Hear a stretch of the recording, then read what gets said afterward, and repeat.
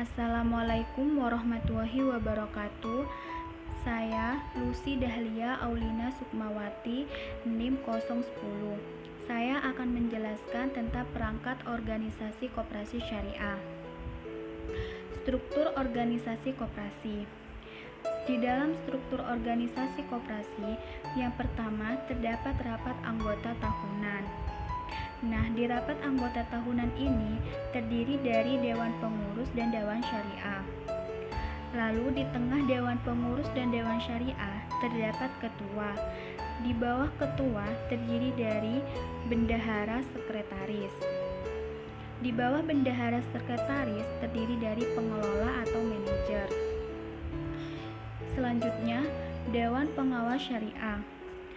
Dewan Pengawas Syariah adalah bagian dari lembaga keuangan syariah yang bersangkutan, yang penempatannya atas persetujuan Dewan Syariah Nasional atau DSN. Di Dewan Pengawas Syariah ini terdapat tugas dan fungsi. Yang pertama, tugas DPS.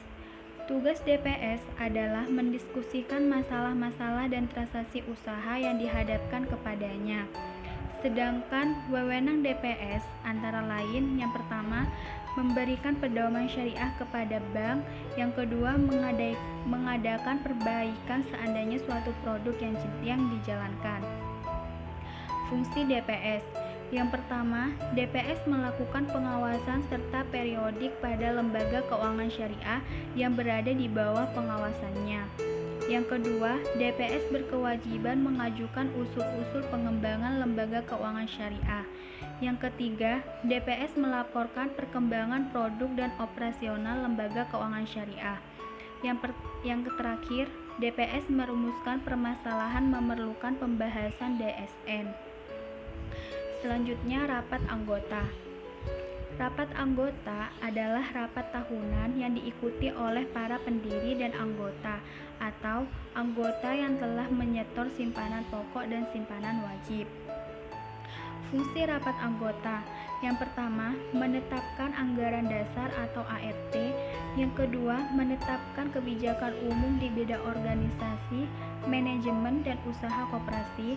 Yang ketiga, menyelenggarakan pemilihan, pengangkatan, pemberhentian, pengurus, dan atau pengawas.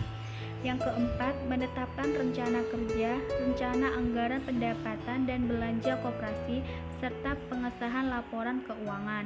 Yang terakhir, mengesahkan laporan pertanggungjawaban pengurus dan pengawas dalam melaksanakan tugasnya.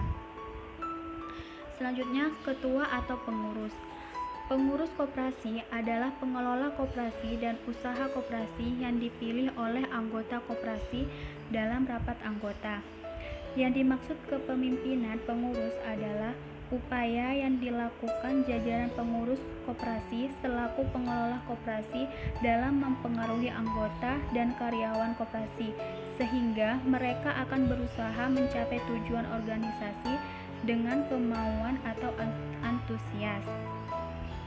Terdapat tugas pengurus. Yang pertama, menyelenggarakan dan mengendalikan organisasi dan usaha koperasi. Yang kedua, melakukan seluruh perbuatan hukum atas koperasi.